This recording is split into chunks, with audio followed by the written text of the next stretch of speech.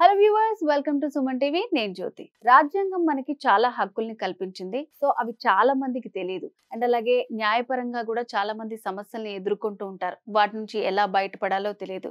So వీటన్నిటికీ మంచి పరిష్కార మార్గాలు చూపించడానికి ఈరోజు మనతో పాటు హైకోర్టు అడ్వకేట్ రమేష్ కడారి గారు ఉన్నారు. వారితో మాట్లాడి మరిన్ని విషయాలు తెలుసుకుందాం. నమస్తే సార్. ఇప్పుడు చాలా గవర్నమెంట్ ఆఫీసుల్లో ప్రభుత్వ ఉద్యోగులు అధికార దుర్వినియోగం చేస్తుంటారు. పని చేయకుండా కాలయాపన చేస్తుంటారు. ఇట్లాంటి వాళ్ళపైన చట్టపరంగా మనము ఎటువంటి చర్యలు తీసుకోవచ్చు అంటారు? ప్రభుత్వ అధికారులు పని చేయకుండా కాలయాపన చేస్తుంటారు. రేపురా, ఎల్లుండ్రా, మన్మంతరా, నెక్స్ట్ డేరా అట్లా చేస్తుంటారు. అలాగే అధికార దుర్వినియోగం చేస్తుంటారు. అంటే ఒకళ్ళకి చెందవలసిన భూమిని ఒకళ్ళ పేరు రాయడము, ఒకళ్ళకి రావాల్సిన ఉద్యోగం ఇంకొకళ్ళకి ఇవ్వడము, ఇలాంటి అధికార దుర్వినియోగం చేస్తుంటారు. ఇలాంటి చేసినప్పుడు వారిపైన ఎలాంటి చర్యలు తీసుకోవాలి? సో ఇప్పుడు ఈ అధికార దుర్వినియోగము మరియు ప్రభుత్వ అధికారులు పని చేయకుండా ఉన్నట్లయితే వాటి కోసమే ఒక మన కాన్స్టిట్యూషన్, ఇండియన్ కాన్స్టిట్యూషన్ ప్రత్యేకంగా రూపొందించిన చట్టాలు ఉన్నాయి. సో అలాగే సుప్రీంకోర్టులో అయితే ఆర్టికల్ 32 పరంగా, అలాగే హైకోర్టుకు వచ్చినట్టు ఆర్టికల్ 226 పరంగా రిట్ పిటిషన్స్ అంటాం. సో రిట్ పిటిషన్స్ అంటే ఏంటి అంటే ఆదేశాలు. సో రిట్ అంటే ఏంటి? ఆదేశం. అంటే ఇక్కడ రిట్ అనేది రిట్ పిటిషన్స్ ఎలా ఉపయోగిస్తాము అనేది ఒక్కొక్క స్థాయిలో ఒక్కొక్క రకంగా ఈ రిట్ పిటిషన్స్ ఉపయోగిస్తాం. రిట్ పిటిషన్స్ మనకు 5 రకాలుగా ఉంటాయి. ఒకటి రిట్ పిటిషన్లో హబియస్ కార్పస్ అంటారు. సో హబియస్ కార్పస్ అంటే ఏంటంటే ఈ యొక్క ఎవరైనా నిర్బంధించినప్పుడు, అక్రమంగా నిర్బంధించినప్పుడు, హ్యావ్ ద బాడీ అంటే ఎవరైనా అక్రమంగా నిర్బంధించినాక పోలీసు వారు ఒక్కొక్కసారి తెలియకుండానే ఇంట్లోకి వెళ్ళి ఎత్తుకుపోతుంటారు. మనం చాలాసార్లు చూస్తుంటాం. పోలీసు వాళ్ళు వచ్చి తీసుకెళ్ళిపోయారు, ఎక్కడ తీసుకుపోయారో కూడా తెలియదు. అప్పుడు మనం హెబియస్ కార్పస్ అనేది రిట్ పిటిషన్ మనం హైకోర్టులో వేసినట్లయితే 24 గంటల లోపల కంపల్సరీ ఆ యొక్క వ్యక్తిని మన యొక్క కోర్టు ముందు ఉంచాల్సి వస్తుంది. సో కంపల్సరీ అతని యొక్క బాడీని, అతని యొక్క వ్యక్తిని కోర్టు ముందు ఉంచాల్సి వస్తుంది. లేకపోతే ఆ యొక్క హోమ్ డిపార్ట్మెంట్ చాలా సీరియస్గా చర్యలు తీసుకుంటారు అనమాట. సో ఇక్కడ అధికార దుర్వినియోగం చేయడం అంటే ఏంటిది? కోర్టు ఆదేశం లేకుండా యొక్క వ్యక్తిని పోలీసు వాళ్ళు అరెస్ట్ చేశారు. అరెస్ట్ చేసినప్పుడు కోర్టు ఎలాంటి ఆదేశం ఇవ్వలేదు. అలాంటి అక్రమ అరెస్ట్ కింద తీసుకుంటారు, అక్రమ నిర్బంధం కింద తీసుకుంటారు. సో ఇప్పుడు ఇది అధికార దుర్వినియోగం చేసిన కిందకి తీసుకుంటాం అనమాట. అలాగే ఈ రిట్ ఆఫ్ మాండమస్ అంటాం. రిట్ ఆఫ్ మాండమస్ అంటే ఏంటి? మాండమస్ అంటే ఏంటి? మనకు రిట్ ఆఫ్ మాండమస్ అనేది అంటే ఎవరైనా అధికారి పని చేయకుండా ఉన్నట్లయితే మనము అది ఎప్పుడన్నా కానీ ఒక వ్యక్తికి మనం ఏం చేస్తాం? ఆదేశిస్తాం. ఎవరు ఆదేశిస్తారు ఇక్కడ? పబ్లికే సుపీరియర్స్. అధికారులు సుపీరియర్ అని మనం అనుకుంటాం. అది కాదు, పబ్లికే సుపీరియర్స్ అన్నమాట. అధికారుల కంటే సుపీరియర్స్ ఎవరంటే పబ్లికే. సో అప్పుడు రిట్ ఆఫ్ మాండమస్ ద్వారా మనము పనిచేయని అధికారులను మనం పని చేయించుకున్నట్టుకు వీలుంటుంది. ఏ విధంగా వీలుంటుంది అంటే, ఒక వ్యక్తి ఎగ్జాంపుల్ ఎంఆర్ఓ గారు ఉన్నారు. సో అతను మనం పట్టా పాస్బుక్ కోసం ఆఫీస్కి వెళ్ళినాం. ఎన్నిసార్లు వెళ్ళినా చేయట్లేదు. సో ఎన్నిసార్లు చేసినా చేయట్లేదు. లేదా ఒక ల్యాండ్ సర్వే చేయించుకోవాలి. ల్యాండ్ సర్వే చేసుకొని నా భూమి నాకు కొలతలు ఇవ్వండి, నా పొజిషన్లో నేనున్నాను, నాకు గుర్తించండి అని చెప్పినప్పుడు కూడా వాళ్ళు పట్టించుకోవట్లేదు. సో ఒక మున్సిపల్ అధికారి ఇల్లు పర్మిషన్ కోసం మనం వెళ్ళాము. ఇల్లు పర్మిషన్ ఎన్నిసార్లు వెళ్ళినా అతను మన యొక్క అప్లికేషన్ ఫామ్ తీసుకుంటున్నారో ఆ చిట్టబుట్లో పడేస్తున్నారు. ఇలాంటి ఎంతోమంది అధికారులు ఎన్నిసార్లు వెళ్ళినా కాలయాపన చేసుకుంటూ మనని పట్టించుకున్నట్లున్నట్లయితే అప్పుడు కూడా మనము రిట్ ఆఫ్ మాండమస్ అనేటువంటి పిటిషన్ని వేసుకోవచ్చు. ఈ యొక్క రిట్ ఆఫ్ మాండమస్ ద్వారా ఈ యొక్క పనిని మనము రిట్ ఆఫ్ మాండమస్ని ఎలా వేసుకోవాలి? ఒక హైకోర్టు అడ్వకేట్ సంప్రదించుకొని రిట్ ఆఫ్ మాండమస్ పిటిషన్ వేసుకున్నట్లయితే ఆ నెక్స్ట్ డేనే, ఈ రోజు వేస్తే 2 నుంచి 3 డేస్ లోపలనే మనకు కోర్టు బెంచ్ మీదకి వస్తుంది. చాలామంది అనుకుంటారు చాలా కాలం పడుతుందేమో, కోర్టుకు పోతే చాలా లేట్ అవుతుందేమో, ఫస్ట్ లోయర్ కోర్టుకు పోవాలేమో, లోయర్ కోర్టుకి వెళ్ళి మళ్ళీ తర్వాత హైకోర్టుకి వెళ్ళాలేమో అనుకుంటారు. కానీ లోయర్ కోర్టుకి వెళ్ళాల్సిన అవసరం అసలుకే లేదు. సో ఈ రిట్ పిటిషన్స్ అనేవి డైరెక్ట్ హైకోర్టులోనే వేస్తారు. సో హైకోర్టులో వేసేటప్పుడు ఈ యొక్క అధికారి పని చేయకున్నప్పుడు అప్పుడు వాళ్ళకి సంబంధించిన పబ్లిక్ ప్రాసిక్యూటర్స్ హైకోర్టులో పనిచేస్తుంటారు అనమాట. ఇమీడియట్గా దానికి రెస్పాన్స్ వస్తుంది. అంటే అధికారము ఎప్పుడైనా ఇది ఒక చిన్న విషయాలు కాదు. ఎగ్జాంపుల్, పెన్షన్ రావట్లేదు, ఒక వృద్ధ మహిళ ఉంది, ఆమె పెన్షన్ రావట్లేదు, ఏం చేయాలి? ఒక రిట్ పిటిషన్ వేసుకోవచ్చు. అలాగే ఇంకా ఇలా రేషన్ కార్డు లేదు, రేషన్ కార్డు రావట్లేదు అని వేసుకోవచ్చు. అంటే మీకు ప్రభుత్వ పరంగా ఏ శాఖలోనైనప్పటికీ ప్రభుత్వపరంగా పనులు కానట్లయితే దానికోసం మనం ఏం చేయొచ్చు? హైకోర్టుకు రావచ్చు. హైకోర్టుకు రావాలంటే ఏం చేయాలి? ఫస్ట్ మనం ఒక అప్లికేషన్ ఫామ్ పెట్టుకోవాలి. డైరెక్ట్ హైకోర్టు రావడం అంటే కుదరదు. అందుకనే ఒక అప్లికేషన్ ఫామ్ పెట్టుకో. ఎంఆర్ఓ గారికి నాకు ఫలానా చోట సర్వే నెంబర్ కింద ఇంత భూమి ఉన్నది, దాన్ని సర్వే చేసి నా భూమిని నాకు చూపియండి అని మనం ఒక పిటిషన్ వేసినప్పుడు ఆ యొక్క అప్లికేషన్ ఫామ్ను మనం డైరెక్ట్గా ఎంఆర్ఓ ఆఫీస్కి వెళ్ళి ఇన్వార్డ్లో ఇవ్వచ్చు.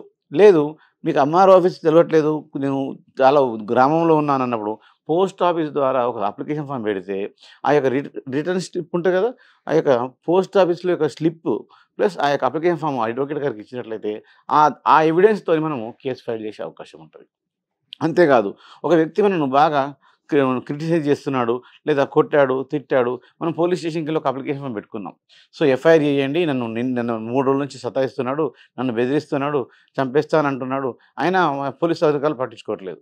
ఎంతకు పోలీసు అధికారులు పట్టించుకున్నప్పుడు హైదరాబాద్ లాంటి సిటీకి అయితే ఒక కమిషనర్కు అలాగే స్టేషన్ హౌస్ ఆఫీసర్కు ఒక 2 రిప్రజెంటేషన్ రాసేసి ఆ యొక్క పోస్ట్ ఆఫీస్ ద్వారా కూడా పంపించచ్చు, లేదా డైరెక్ట్గా కూడా ఇవ్వచ్చు.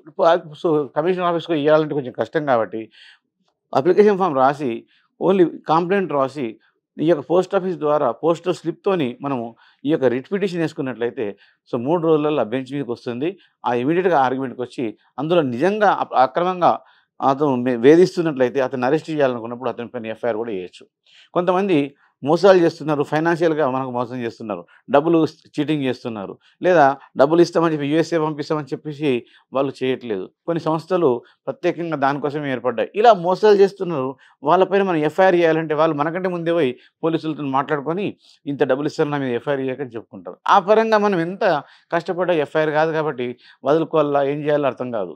ఇలాంటి పరిస్థితులు కూడా ఎలాంటి సంకోచించకుండా మనం హైకోర్టును సంప్రదించినట్లయితే తప్పకుండా వాళ్ళపైన ఎఫ్ఐఆర్ అవుతుంది అనమాట. అంటే ప్రభుత్వాధికారులను పని చేయించుకోవడం కూడా మన దగ్గరనే ఉంది. హైకోర్టు ప్రత్యేకంగా దానికోసమే ఏర్పాటు చేయబడ్డది.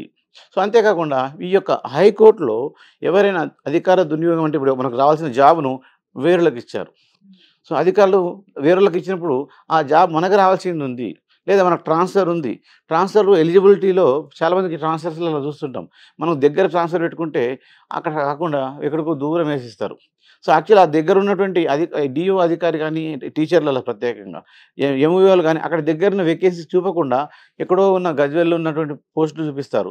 అప్పుడు వాళ్ళ అధికారులు ఏం చేసిండ్రు, వాళ్ళు దుర్వినియోగం చేసుకున్నారు. అంటే మనకు ఉన్న పోస్టులను హైడ్ చేసి ఎక్కడో చూపించి మనకు జాబు దగ్గర రాకుండా, దగ్గర ట్రాన్స్ఫర్ కాకుండా చేశారు. అంటే ఈ విధంగా ఏ రకంగా కూడా మనకు ట్రాన్స్ఫర్లు కావచ్చు, జాబులు వచ్చే విధంగా కావచ్చు, పెన్షన్స్ కావచ్చు, ఇలాంటి స్కీములలో బెనిఫిట్స్ కావచ్చు, లేదా ఏమైనా ఏ విధంగా అంటే ఎగ్జాంపుల్ గవర్నమెంట్ రిలేటెడ్ పార్టీ ఏది ఉన్నప్పటికీ వాళ్ళపైన రిట్ పిటిషన్ ద్వారా మనము కేసు వేసేసుకొని మనకు కావాల్సినటువంటి న్యాయాన్ని, కావాల్సినటువంటి బెనిఫిట్ని తప్పకుండా తీసుకునే అవకాశం ఉంటుంది. సో ఇంతే కాకుండా రిట్ ఆఫ్ సర్చ్యూరీ అన్నాం. సో రిట్ ఆఫ్ సర్చ్యూరీ అంటే ఏంటంటే లోయర్ కోర్టుల్లో మనకు ఏదైతే జడ్జిమెంట్లు వస్తాయో అవి తప్పు జడ్జిమెంట్ వచ్చినాయి. సో మనకు అనుకూలంగా జడ్జిమెంట్ రాలేదు, అప్పుడు ఏం చేస్తాం, మనం హైకోర్టుకి వస్తాం. ఇది కామన్, ఇది అందరికీ తెలుసు. సో లోయర్ కోర్టులో జడ్జిమెంట్ రానప్పుడు, అనుకూలంగా రానప్పుడు హైకోర్టుకి వచ్చి అప్పీల్ చేసుకునే అవకాశం ఉంటుంది. సో ఈ విధంగా కూడా హైకోర్టు మనం వాడుకోవచ్చు. లేదా కోవారంటూ, సో ఒక అధికారికంగా నియమాలు చేసిన వ్యక్తి బీసీ రిజర్వేషన్ అధికారులు జాబ్ ఉంది, అక్కడ ఓసీహెచ్ జాబ్లో కూర్చున్నాడు, అతన్ని తీసేయాలి అన్నప్పుడు కూడా మనం కోవారంటూ మనం పిటిషన్ వేసుకోవచ్చు. సో ఇక్కడ ఏ రకంగా ఇంకోటి ప్రొహిబిషన్ అంటే అక్కడ ఆ యొక్క అతను సూట్ కాదు, ఆ యొక్క కేసుకు అతనిది అది అక్కడ కుదరదు, సో అతను ప్రొహిబిట్ చేయాలి అలా అనుకున్నప్పుడు మనం ప్రొహిబిటెడ్ అని వేసుకోవచ్చు. అంటే ఇక్కడ ఈ యొక్క రిట్స్ అనేటివి అధికారికంగా పనికి చేయనప్పుడు, అధికారులు దుర్వినియోగం చేసినప్పుడు, సో పోలీసు వాళ్ళు కేసు చేయనప్పుడు, లేదా revenue department, collector department, RDO, municipality ఏ డిపార్ట్మెంట్ అయినా కానీ సో మనకు అనుకూలంగా పనులు చేయనప్పుడు వ్యక్తులు ఎలాంటి సంకోచించకుండా ఎవరిని కాలవేళ వాడాల్సిన అవసరం లేదు. ఎంత చదువుకోకపోయినా పర్లేదు, ఒక అప్లికేషన్ ఫామ్ రాయించుకొని ఆ యొక్క అప్లికేషన్ ఫామ్ వాళ్ళకి ఆ అప్లికేషన్ ద్వారా హైకోర్టులో రిట్ పిటిషన్ వేసుకున్నట్లయితే తప్పకుండా వాళ్ళు సక్సెస్ అయ్యే అవకాశం ఉంటుంది. సో కాబట్టి ఎప్పుడైనా కానీ ఈ యొక్క చట్టాలు అనేటివి ప్రజల కోసం ఏర్పడ్డాయి కానీ అధికారుల కోసం కావు అనే విషయాన్ని మనం గుర్తుంచుకొని ఈ యొక్క ఈ కోర్టును, హైకోర్టును మనము ఈ యొక్క మన కోసమే ఉన్నదన్న విజయాన్ని గుర్తుంచుకొని వాడుకుంటే చాలా ఉపయోగపడుతుంది. సార్ ఇప్పుడు మరి రిట్ పిటిషన్ వేసుకున్న తర్వాత ఆ అధికారిది ఆయన తప్పు చేశాడని ప్రూవ్ అయిన తర్వాత ఎటువంటి శిక్షలు వేస్తారండి మరి? సో అధికారి తప్పు అయిందని ప్రూవ్ చేసినప్పుడు అధికారి తను ఈ కోర్టు ఆదేశించిన తర్వాత అతని పని యొక్క కంప్లీట్ చేసి పెట్టాలి. సో కావాలని కూడా మళ్ళీ పని చేయట్లేదు. అంటే ఇప్పుడు ఫర్ ఎగ్జాంపుల్ ఈ పట్టా పాస్బుక్ కోసం అప్లై చేశాడు, పట్టా పాస్బుక్ ఎలిజిబిలిటీ ఉంది, ఎలిజిబిలిటీ ఉన్నప్పటికీ అతను కావాలని పట్టా పాస్బుక్ ఇస్తలేడు, కోర్టుకు వెళ్తావా అని ఇస్తలేడు. అప్పుడు అతని మీద కంటెంప్ట్ ఆఫ్ ద కోర్ట్ వేసుకోవచ్చు. కంటెంప్ట్ ఆఫ్ ద కోర్ట్ అంటే ఏంటి, అతని మీద చర్యలు తీసుకోండి, సో క్రిమినల్ చర్యలు కూడా తీసుకోండి, లేదా అరెస్ట్ చేయించండి. ఎవరిని? ఎంఆర్ఓ గారిని. కలెక్టర్ కూడా అరెస్ట్ చేసే అధికారం హైకోర్టుకు ఉంటుంది. సో, కాబట్టి ఆ సందర్భాలలో వాళ్ళు ప్రత్యేకంగా కూడా అప్పుడే కోర్ట్ ఆదేశించిన తర్వాత కూడా వాళ్ళు పని చేయకపోతే కంటెంప్ట్ ఆఫ్ ద కోర్ట్ చేసుకొని వాళ్ళకు క్రిమినల్ పనిష్మెంట్స్ ఇచ్చే అవకాశం కూడా ఉంటది. సర్వీస్ నుంచి రిమూవ్ చేసే అవకాశం ఉంటుంది. సర్వీస్‌లో బెనిఫిట్ తీసేసే అవకాశం ఉంటుంది. ఈ ఎప్పుడు ఏ వ్యక్తి అయినా గాని తన సర్వీస్‌కు డ్యామేజ్ అవుతుందంటే ఎప్పుడు కూడా భయపడతారు. కాబట్టి అధికారులు తప్పకుండా హైకోర్టుకొచ్చినప్పుడు పనులు చేసి పెడతారు. ఓకే. సో, ఇంత పెద్ద శిక్షలుంటాయన్నమాట వాళ్ళకి కూడా. ఉంటాయండి. ఓకే. సో, ఎవ్వరింక నెగ్లెక్ట్ చేయకుండా వాళ్ళ పని వాళ్ళు చేస్తారు. చేస్తారు. Okay sir. చాలా బాగా ఎక్స్‌ప్లెయిన్ చేశారు. సో, మరి మీరు కూడా హైకోర్టు అడ్వకేట్ రమేష్ కడారి గారిని సంప్రదించాలి అనుకుంటే స్క్రీన్ మీద కనిపిస్తున్న నంబర్‌కి కాల్ చేసి పూర్తి వివరాలు తెలుసుకోవచ్చు.